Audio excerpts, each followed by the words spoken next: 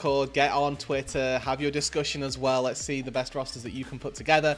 We do unfortunately have to detract from that and have a look at this series now ahead of us.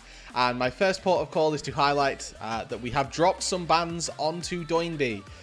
He is no longer getting Rise banned, and instead FPX are taking it B1. Wow. This is another yoink away. I know that Care, is a known Kassadin player, but I also know from experience that Doinb has pulled it out in certain situations, and it definitely seemed like it was more of a trying to deny some things. And definitely this Rise pick is a denial away from Doinb dropping it here and preemptively banning the Akali so that Doinb didn't just completely pimp slap Care upside the head, but a immediate slam of the Sejuani and Jax. All right, FPX. Okay, so I like Jax versus Yorick. I think this has been the go-to answer. I like the majority of damage that Yorick does is from auto attacks, so your Counter-Strike tends to be a pretty good tool at stopping that from coming through.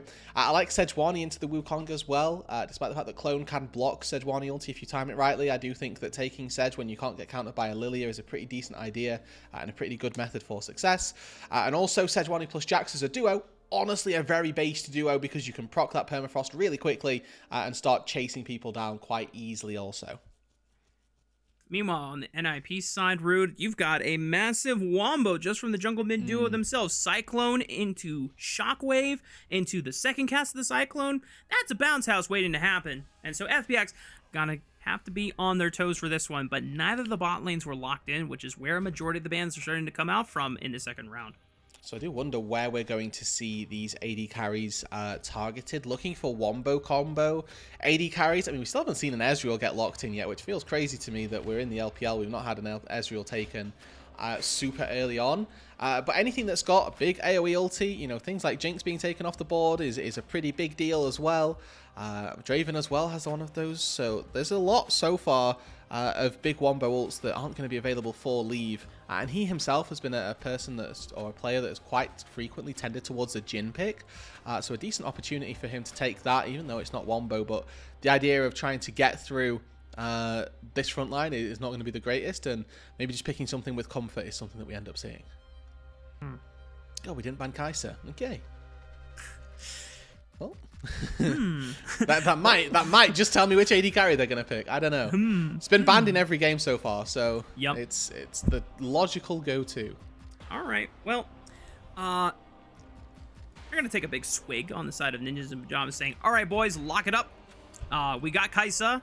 GG. FPX Normally, as well, you'll see like Trist locked into this, so something that can lane bully, because Kai'Sa's lane not necessarily the greatest, even when you compare it with a like aggressive support. Sometimes it can still be pretty difficult to find success there. So in a world where there is a Kai'Sa already locked in, you can go for these lane bullies and actually try to bully her out. So Corki getting locked in as well makes a lot of sense. The Rakan here might be a little trickier and maybe opens up for a pretty decent counter pick with the Rakan, or to the Rakan, I'd say. Shout out to the, I think was a Heartsteel Ezreal cosplay there in the crowd. But FPX have locked in a Corki and a Rakan. So decent lane pairing, I guess, if you want to try and bully the Kai'Sa out, get that early wave push against them. But it's a Leona answer, still a solid pairing with the Kai'Sa since you do not have the Nautilus after it was already expended in game 1. You have great ways to look for non-committal engages from the side of Ninjas in Pyjamas, and then if the Solar Flare connects, then you send the rest of the ensemble. Yeah, and the Cyclone Shockwave combo, pretty darn decent at knocking people down. You got a Leona there as well, which you've already highlighted is going to be that your non-committal start-off engage. If it looks good, if it doesn't, then maybe we back off. And then you've got Solo Kill, who's theoretically going to be in that side lane, looking to split push significantly in this mid to late game. So NIP have got their win conditions in place for FPX as well. They've got pretty decent tools, I will say as well. They've got really solid lanes. They've got the Rise B1, so solid team fight already locked in there. They've got the Jax versus the Yorick, which they opted into. They've got Corki versus Kai'Sa, which they've opted into.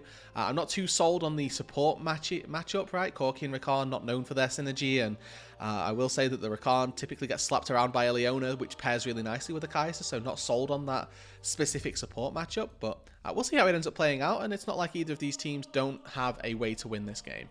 Yeah. One of the big things that gave Ninjas in Pyjamas the big edge in second game of the series was Aki getting proactive first. Obviously, he was playing Poppy. You do have that luxury to make plays. In fact, you kind of have the incentive to make it happen before the scaling does come online for something like the Cassidy. Understood the win conditions there. This time around, he's playing Wukong, I should say. He wants to take a backseat, wants to prioritize some farming for the side of himself, and hoping that his team will not necessarily need him as we hit the rift for Game 3. 欢迎来到英雄联盟。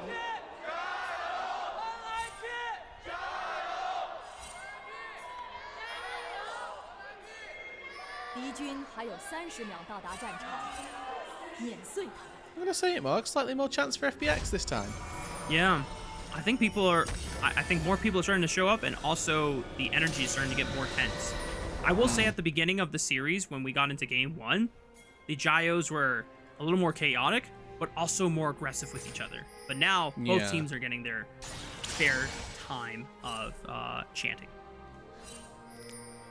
So as we move into this game number 3, then looking at that scaling aspect for both sides, do want to highlight that you've got different scaling threats on both sides. Kai'Sa, we know, is going to be a formidable beast, an informidable beast rather, as we move into that late game, but looking at the flip side, I do favor FPX a little bit. If the Kai'Sa gets in the face of the Ryze, it is just going to be root into one-tap combo, like full unload from Ryze is typically pretty scary and pretty difficult for our AD carries to manage. Jax as well, equally difficult to try and manage as a Kai'Sa, so do tend to be a little bit more scared for NIP as this game gets later. However, that's offset by the fact that they could all be CC'd and die in that space of time that they are, knocked up, shockwaved, etc.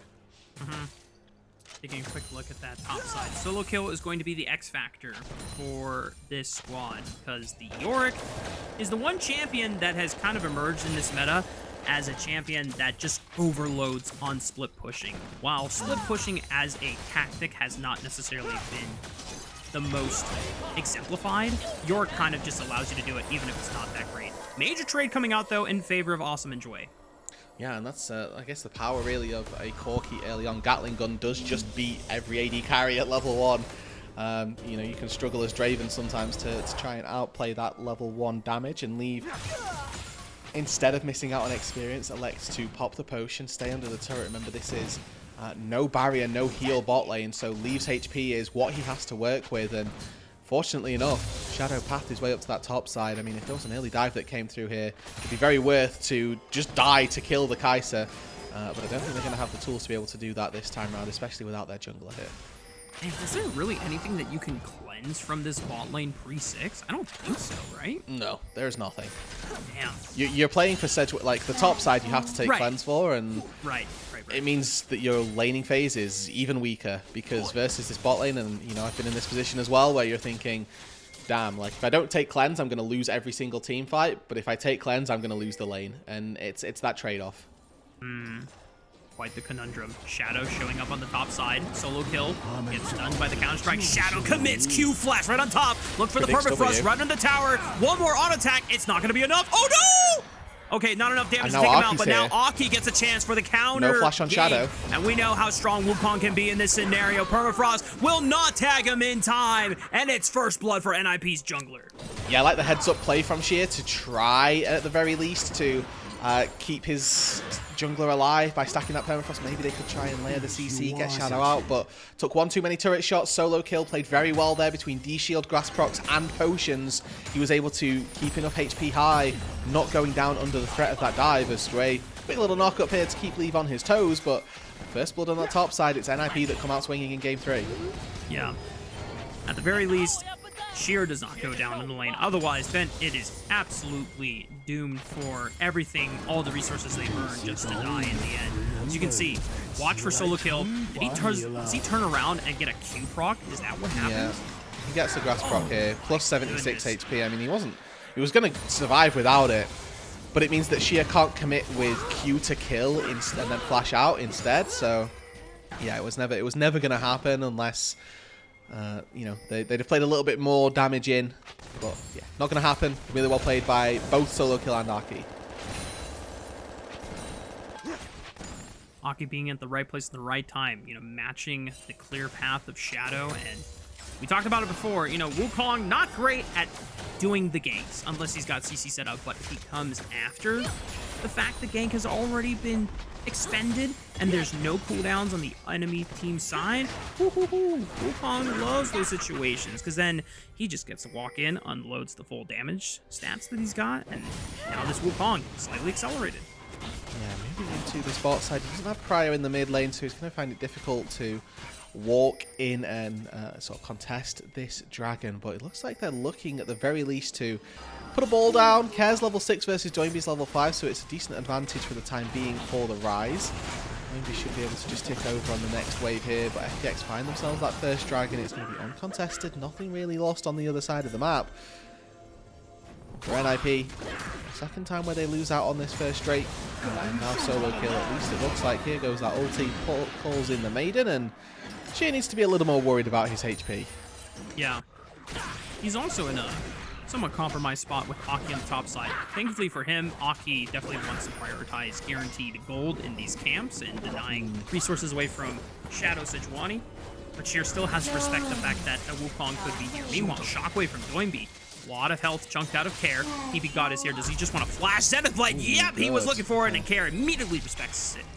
Really good flash from Care, though, in all honesty, right? Like, that's a Zenith Blade flash, so it looks like it's going to miss, and then you reposition at the last second with the flash to close in the range, but Care has the reaction timers to catch it out, make sure that he's absolutely fine, and doesn't end up going down to the gank, absorbs the shockwave as well.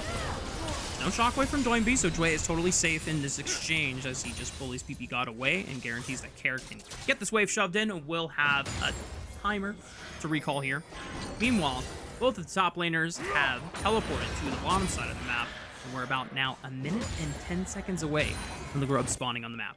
Yeah, I will say that there was a big advantage given to Awesome by the way that this lane actually played out. Leave only just ticked over to level 5, where Awesome actually got fed a full cannon wave and a bit under the turret. But he's in trouble. Aki's here. Yeah, Aki, the fact that he's level 6 off of that first advantageous counter gank. Not enough damage since Leave and ppgod are not confident to follow up on the play. So it really feels like Aki was left out to dry there. Yeah, pop Cyclone, and you know, maybe he could have tried to stop the Valkyrie with the Cyclone, but as soon as Awesome's got that space, he sort of Valks in the same range as Aki, but completely away from Leave and ppgod, so the Wukong's never really going to be able to take that down. The heals, the knockup from Jwei as well means that Awesome's pretty fine in that entire exchange. Never burns Cleanse, never burns Flash, feels absolutely A-okay, and now if they can deny this top wave as well, this is a massive experience lead for the Corki, and you know, Leave, who'd been not necessarily left out to dry, but hasn't had the best of lanes. Shadow waiting for Doinb to commit a flash first, but he layers the permafrost run on top of the Glacial Prison. Doinb, not going to get out in time. Flashing, and I don't even know what was going to happen with that shockwave either, but at least thankfully for Doinb, the cooldown is not expended, but he goes down, and now it's 3 grubs for the side of NIP. I don't know if it's 3 grubs, I think it's three Kaisers maybe up on that top side. Look, they're looking for a Realm Warp under the turret. They can catch out the bot lane here. Jwei will lead the charge. Flash, grand entrance, and quickness. That's the free Kaisa you predicted it, Rude. And even ppgod will fall. Jwei willing to give his life for the cause. That's Feats of Warfare secured for FPX. And once again, we might be looking at a big snowball coming through for FunPlus Phoenix. It's so worth it. Like, it's not even close to not being worth. They'll get the grubs. They'll get an extra plate for Awesome as well. Maybe they'll lose one mid-wave, but Care looks like he's probably happy to sacrifice that. May only be 2 of these 3 grubs, it's worth saying. Aki here is going to have a little bit of time to walk his way forward, but I mean, Care is 2 levels up, and Aki has no Cyclone to get in. Shockwave is still available, though. Warps Care back in. Shadow flashing away from the Shockwave. Doinb now melee range, just trying to battle with Care with the power of his auto attacks and the windup. Aki gets the shutdown on the Care and bullies away the rest of FPX so they can at least claim 1 grub for themselves. Yeah, Jwei missed out on the knockban, the Gleaming Quill there, so there was no heal to come through to keep Care alive for long enough to maybe turn that fight and make it a 2-for-1. Rare miss here from Jwei, even though it's a 1-for-1 overall. It's not the worst case in the world for FPX. They do still pick up 2 grubs and are still favoured currently in this game. Do want to highlight the fact that Leave is on food stamps in this game. He is feeling awful, down 30 CS, a full level, and has constantly been getting targeted in this mid-game. Since that lane swap came through, he'd really had a pretty tough time of things, and the lane didn't go great to begin with. Moving into a situation after that where he's getting even worse resources.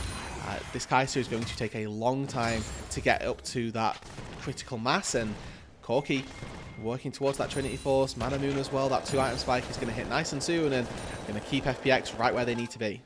Yeah.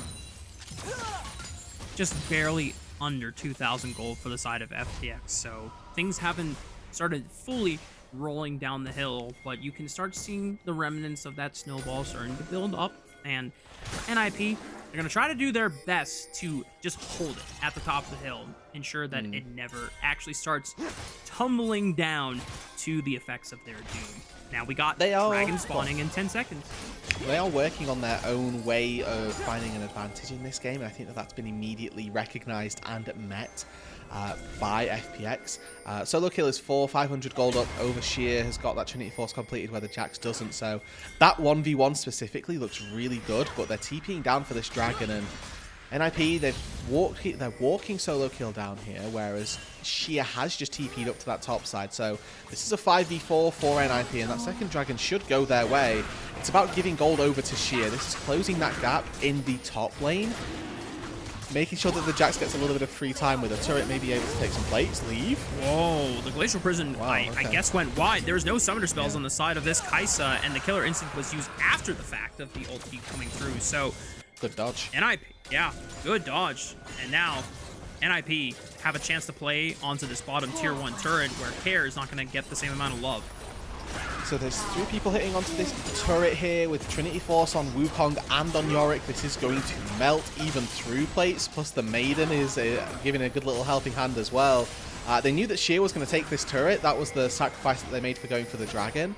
But they're looking, just by overloading 3 people, they can get first brick onto the 3-man core and deny that, most importantly, from Sheer, who really, I think, should have taken it himself. He spent a little bit of time clearing minions and might have been able to get himself that extra gold earlier on, or at least have made it a little bit closer.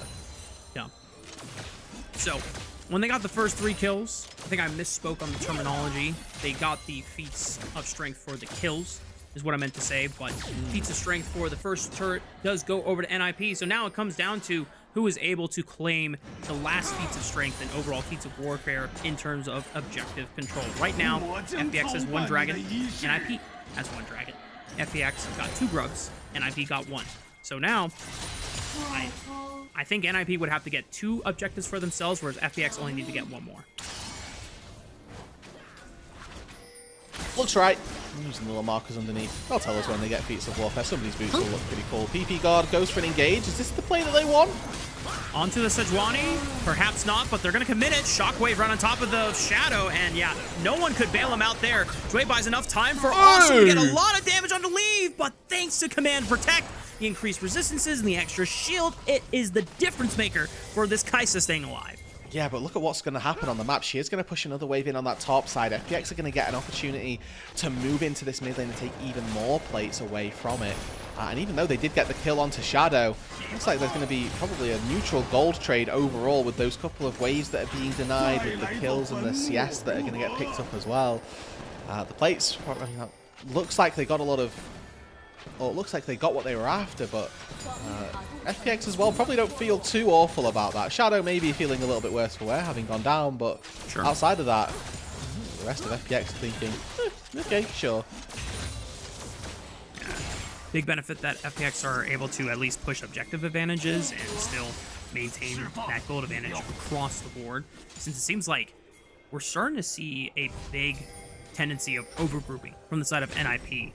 And I think it's just them trying to play around the current strength of this Wukong, who got accelerated in the early game thanks to that counter gank. Now Doinb trying to splash in with that love, going for the burstier build on the Orianna with that Luden's first rush.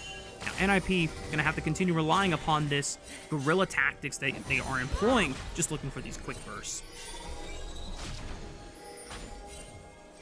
Yeah, that's been probably their successful, or a good way to success for them, right? So far, we've seen FPX themselves have a pretty decent run of things when we have sort of stable, traditional team compositions, a little bit like what we have at the minute, as Arky's sniffing around the mid lane here, but it looks like Awesome's more than happy to try and dice with him. I do want to quickly point out as well that this is actually a really good time for NIP to try and take these fights where they have Trinity Force finished for Arky and solo kill, where you've hit those first item spikes on your mage as well. When we hit 2 items though, that disparity definitely changes. You've definitely got more favor when you've got those tiers picked up, fully finished, right? The Manamune and Seraph's going to be finished up. It might be a little bit more difficult for NIP to take fights at that stage.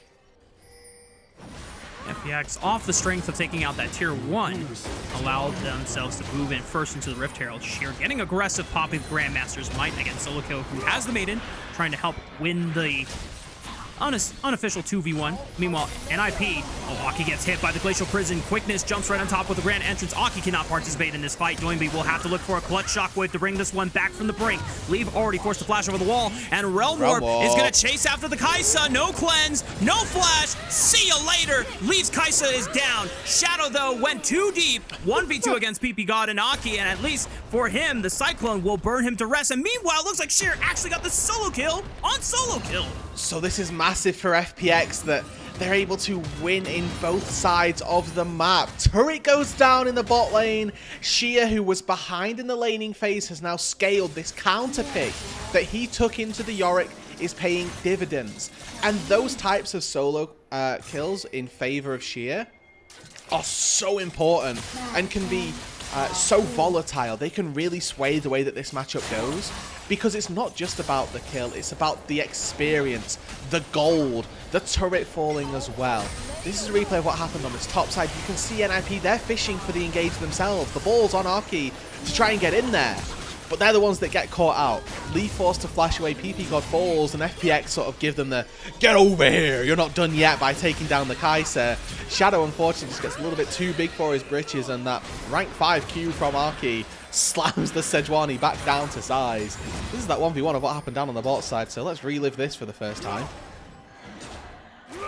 Just Counter-Strike? Is that what it is? Wow. Look, you can't do damage to me. Wow. What a novel concept. Yeah. I use E, you lose. You know, I feel like we maybe didn't need that replay and could have induced that or deduced that one ourselves. It's good to have it anyway. Yeah, it adds at least visual confirmation. This Rift Herald was never taken since FPX at first leashed it just to bait NIP in, and now we've returned to the scene of a bloody crime, which was multiple bodies dropping the floor on both sides. Yeah. FPX so far having total control. NIP is starting to linger on over, but I think it's too late. Yeah, this is gone. I mean, maybe Arky steals. Nope. Maybe ppgod dies. Has flash. And entrance. Okay, he's going in. Zenith Blade forcing Awesome out of the fight. Kai'Sa gonna fall on up. Oh, they try to deliver the shockwave on top of the Kai'Sa. Awesome trying to still live through the Cyclone. It's not going to happen. Aki finally gets the job done, but at the cost of his own life, he drops, and now Sheer is ready to bonk people with that lamppost. Solo kill getting slowed by the flash from Care. Just needs one more. Oh no! The Dark Procession stops him in his tracks, and the rest of NIP's solo laners manage to walk on out alive. Okay, so it's a 2-for-1 overall. They take down Awesome, but they lose their supporting cast. And that's probably an even trade overall. The little bit of a shutdown that Awesome had, the idea of killing the Corki being successful, it feels good in the moment for NIP, but then you look at the rest of the FPX composition and go, well, hold on, they've got a Rise that's churning out damage. Sheer is destroying our backline 1 versus 2, and that itself is pretty unideal. And a great killer instinct in from Leave, actually, to be able to get on top of Awesome.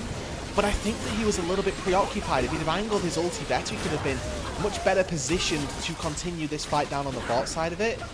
Instead, goes in very close, very nearsided to the rest of his squad, and actually ends up having to peel away instead of being able to do a lot more work with that. Like you say, Dark Procession just about keeps solo kill alive, and a flash forward from Care not quite having the damage that he thinks he does. Not going to be the case for much longer though. Those tiers getting very close to being fully stacked and upgraded. Yep. I think I saw 200 something in the range for Awesome's Corki, and at least 300 for the side of Care. Yeah.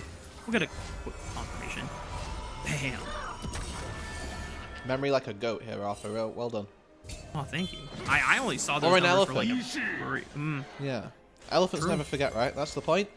I think that is the saying. I'm not too familiar with that one, but it sounds nostalgic. Like where's Mazel? We need Mazel to confirm. Mazel is kind of known for the animal sayings. Fun fact, if you did not know, Mazel has a degree in zoology, or did like some zookeeper work in the past. So he is our go-to expert on animals. And you know, it definitely makes sense, because sometimes when watching these games, you need someone like Mazelda to wrestle in all the critters that are running all over the place in the rip. Now, ppgod getting jumped on, Permafrost stacked up, Glacial Prison right on top. Good night, ppgod. Solar Flare right on top, awesome, but who is going to get in there? Aki cannot get through. Jwei, he has kept this guy at the front of the club and says, no thank you, Aki, you do not belong in this club. And I mean, the entire time here, are we run warping to top lane? Okay, Adacon, lovely stuff. Tempo Gaming from Care here with the Realm Warps. But the Sejuani is just too tanky at the minute. I mean, Leave was sat there, 2 completed items, wailing away on Shadow the entire time. Shadow's just giggling with Aftershock and Sejuani passive, tanking it, not really feeling the repercussions of it. And well, they get themselves an Atacon as well. They'll be able to now get a little bit more of an experience advantage. And it's unfortunately just ppgod going for a fight that ultimately NIP don't have the position to take. Now, Leave cannot get in this fight at all safely, otherwise he opens himself Look up at to... He's max DPS. Well, he's not. He's kind of not doing any auto-attacking right now, in fairness, so maybe if he'd have done a little bit more... He's getting through Shadow's HP slowly. I mean, but Jwei just Jwei, owned yeah. Aki right there. That was crazy. Yeah, absolutely. A nice team fight from FPX, where you have your tank tanking, your support supporting, and your DPS DPSing. That's League of Legends, baby. Yep. That's some damn good League of Legends. And it's why we have hyped up Jwei and Shadow as kind of the main foundations of this team's success. Sheer is about to find himself in a 1v2, but flashing with Counter-Strike right on top of Doinb. Shockwave will at least pull him back and ensure that this Orianna will walk away safely. But the pressure was definitely felt, the message sent, and now Aki! I mean, this jungle does not belong to you, friend, and NIP cannot assist their Wukong in trying to reclaim control of the quadrant that once was his. You could even see in the player cam view, Aki, a little sign of detest on this side as he just trying to shrug it off, but it's definitely getting him frustrated in this game. It's not the second time that he's died with flash and ulti available, just getting chain CC'd 100-0 before he can even do anything. You know, you can understand the frustration. He's just trying to walk into his own jungle. This time round, he gets 100-0 between Sejuani plus Rakan, CC. He's got Merc Treads to try and offset that, but it's simply not enough. He's the only player on his team who has any sort of advantage in terms of gold, and unfortunately, he's not really being able to do all that much with it. Shadow on the Sejuani having much greater an impact just by being a frontline, and the Sejuani is doing her job. Aki yet to find actual access to Awesome other than the one fight where they did take him down. And maybe you can argue that that's going to be the place to find these wins. If they can execute on that wombo combo, it could look good. But I'm looking up and down the board right now, just at levels, Raafaa. Everywhere has a level advantage for FPX. Even the jungle where there's a gold lead for Aki, he's down on XP. So tough, especially how promising the early start was for NIP's jungler. The way he found a counter gank, and now he's just been on the back foot for the past seemingly 6-7 minutes of this game. We're about a minute and some change before Baron does spawn. 3 dragons have been taken up by FPX. Dragon Soul is up in 4. I don't even know if Leaf can 1v1 Shadow, to be honest. He's got 2 tank-killing items. I mean, Kraken's not really a tank shredder anymore, but does, you know, the best work that it can for what AD carries have to choose from. Or what Kai'Sa has to choose from, I suppose. And moving into a 1v1 versus the Sejuani, I don't know that I'd give the odds over to the Kai'Sa, to be honest. You know, Heartsteel and Unending Despair do go kind of crazy, especially at this mid-game point. NIP trying to maintain control of their own jungle quadrant here. Red buff has not been secured, but awesome. He's going to keep his distance away from Aki's Wukong as We have yet to see, in the past few minutes, him get a proactive Cyclone engage with both of his Under spells up. Shadow was trying to predict where he was going to go. Aki getting knocked up once again, trying to run away and not fall this time. ppgod, where was that Solar Flare going? I'm not sure. Glacial Prison landed right on top. Here comes Sheer. ppgod falls. Aki now sends it with the Cyclone, forced to flash away. And the rest of FPX going to continue the chase as Sheer just jumps back to the safety of the rest of his team. And FPX will maintain all 5 members still alive. Yeah, so the thing about ultimate abilities is that they're not used for zoning. ppgod whiffed on his. Doinb, Shockwave thin air. Arky, he knocked up Sheer, great, but everything else was just completely amiss. If you want to win these team fights, NIP, you need to be landing on these crucial skill shots, and the amount of them that went wide in that team fight just on its own was far too heavy. They're starting to slip, Rude, and now that gold lead that we had been warning about since what seemed like 10-15 minutes ago, it was very small at the beginning for FPX, and NIP were trying to do their best to stop it from happening, but lo and behold, 5,000 gold advantage at 25 minutes, almost 6,000 in favor of FPX, and with the Baron now in sight, as soon as they maintain full control of this top jungle quadrant, I imagine the Baron will be started. Yeah, they just need to, I think they'll probably fish for a quick ulti, maybe a little bit of chunk damage onto somebody else before they fully rip the band-aid off. But Sheer's a level up over solo kill, he's feeling quite happy in that side lane. Might want him to get up to Zhonya's before they actually go for that fight. He did expend the arm guard to take that fight under the turret, but I mean he did it, burned double summoner spells from leave and almost one-shot the Kai'Sa in the process, so it's a more than worthwhile trade. And they're quite happy at the minute just doing the outer sweep of turrets, so they're doing pretty well themselves without the Baron at taking structures. FPX all crowding around the support of Care. ppgod tanks the Glacial Prison. Aki's out of there. Shockwave does pull in 3, but not that much damage since it clips all of the frontline members. Jwei is the only one that took more than 50% of his HP as payment. But FPX totally okay with that trade. 1 member's gone from the side of NIP, and FPX will look for a quick base. Yeah, and I mean, who's going to be doing the warding now? Like, this is the time when you see FPX basing that NIP want to get those wards down, but their support's dead. So they have no wards to put down. They just have to walk in and sort of scout out that it's not happening. They can't leave any lasting vision to know when it may or may not happen in the future. And now FPX, they've reset, they're back out onto the map, they've got full control, and they can move down toward this dragon, which is their soul, and for a team comp as well that is going to be doing consistent chunk, or consistent DPS through the Kai'Sa, trying to do that up against the Chemtech soul when you have so many iterations of damage, the soul of Chemtech is very, very powerful in that case. Yeah.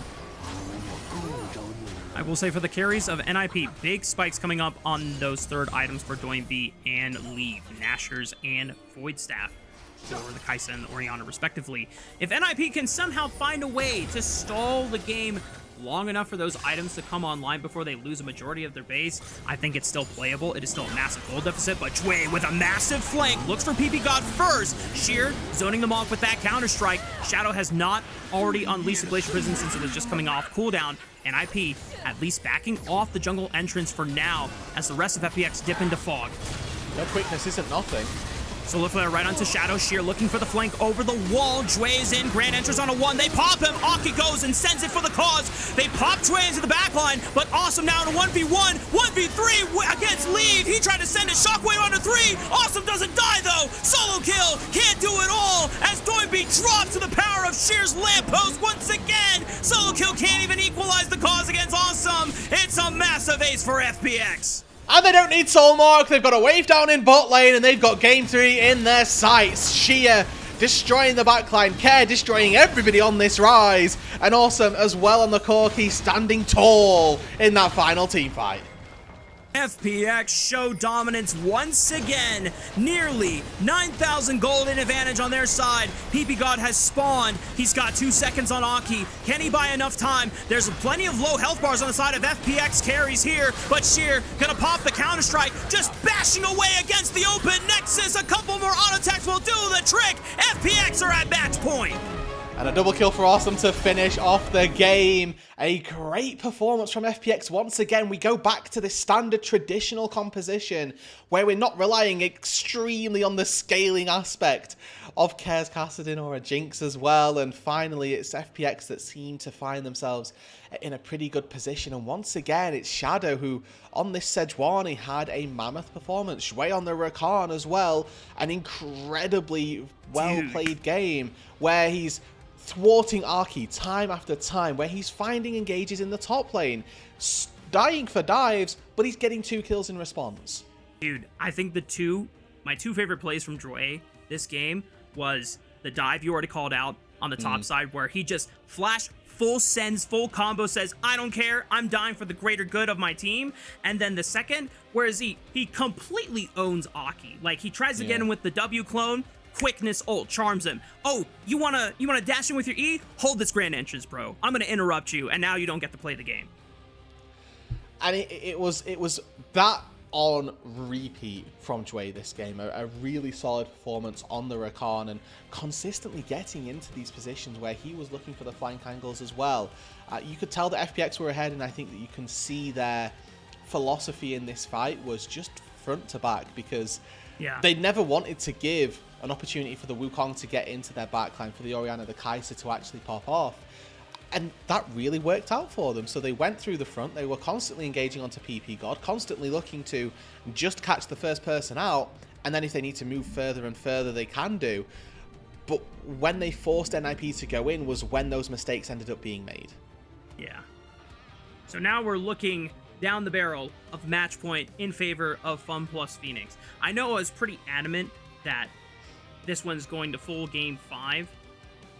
Depending on draft, that may not happen, but, you know, or at least I might not feel as confident, but I still have to, you know, acknowledge the elephant in the room, that is overall consistency of these two teams, you know, and the way that Aki was able to glow up just as easily in game 2 on the Poppy, a stroke of brilliance of being able to play around Doinb and just put Kers Kassadin in the dirt. It is immediate 180 on the Wukong in this third game. Yeah, he gets that one counter gank off, but then it's indecisiveness after outplay for the members of FPX. Yeah, there were questions about the consistencies for both of these teams. A reminder that they're both coming in on massive losing streaks as well for series games as well, or series scores as well. So whoever takes this game here is going to be, or series, is going to feel a lot better about the fact that they are still in Ascent for next time round. Awesome 25k damage on this one. A decent gold graph as well for FPX, and I think that this kind of paints the picture of the game pretty nicely, where they got a little bit of a control in the early stages and they didn't really ever let that go. You sort of see the spike around 15 minutes. It's where Shia finds that solo kill. It's where they find the fight around the Herald as well. And that never stopped that never stopped going in their favor, right? As soon as Shia had control over that side lane, it was just everything going their way. And I think that if solo kill had found himself in a slightly better position, if he'd have maybe won that 1v1, that could have been a way for NIP to try and leverage side lane control and try and find a different way into the game. But unfortunately, Shia actually getting the better of solo kill this time round definitely feels a lot better. And I think there's been a, you know, despite the inconsistencies of FPX as well as inconsistencies of NIP, I think the one consistent positive trend for this squad has been playing to Awesome and Jwei early on in the game. You can see that Shadow has been over-prioritizing enabling Awesome early on and unlocking Jwei from the shackles of just being stuck in laning phase so that he can roam with Shadow. They can make these proactive plays. Sometimes they get to link up with Care. And by the way, Care's had his best game of the series so far on this rise. You know, game 1 Talia, he was a passenger, but this game, it definitely felt like he was actually enabling things. He was moving with the team and helping, you know, and make the actual advantage snowball even faster. Yeah, and I mean that Realm Warp definitely helps you to be able to do that. It's worth saying, right? It's very palpable when you're making an impact with the Rise, but even in these team fights, you know, just taking a look at how much damage he's actually pumping out, very infrequently is he missing these overloads. Are his damage spells actually going wide? And just the consistent DPS of a Rise, something that sometimes goes a little bit by the wayside, but Care in this fight, you know, the final couple at the end going wide, but he feels very good. And this is that Jwei clip that you were looking at, Raafaa, as just a complete read on Arky. Yeah, just look at this. Tries to sneak in. Quickness. You want to E in? Nah, bro. Sit down. And there's just no way really for Arky to ever get through that. When the Jwei is playing so very well, I think that we get to see this final fight now where we got to... it was an attempted banana combo from Shadow, ultimately landed on ppgod anyway. But Sheer as well, just kind of running rampant on Doinb in the back of this, which we don't get to see. And then Leave, you can see, has HP and then instantly gets hit by Foss Bomb, EQ from Care, and dies. Like, he had HP and then he didn't. Yeah. Yeah. Leave trying to do his damnedest to lift that one out of the grave for NIP. And unfortunately, he was decelerated one too many times in that game, you know? Had the gold disparity been a little bit more on even footing, who knows? If that's a 3-item Kai'Sa making that dive play, it blows up the Corki. They can try and fight it out against the Ryze and the Sejuani, respectively. But I think going into this game 4, regardless of what the AD carry matchups are, unless it's pure utility, I think jungle attention is going to be so necessary on bot lane. And who? Yeah, my man, Jwei. Only his 11th MVP now for the split. Not too bad. He's doing very well for himself. And again, just goes to highlight the point that when FPX look good, it is those supporting characters that make it happen. No other support has gotten this many MVPs. Jwei has been a rock star for this roster and why they have, you know, overshot expectations in the split. But of course, that concludes game number 3. Match point on the line for FPX. One more game loss, and NIP is sent to not only the Shadow Realm of Group Nirvana, their run in Split 2 ends here. Will they bring it back, or is an FPX victory written in the stars? We're going to find out after this break.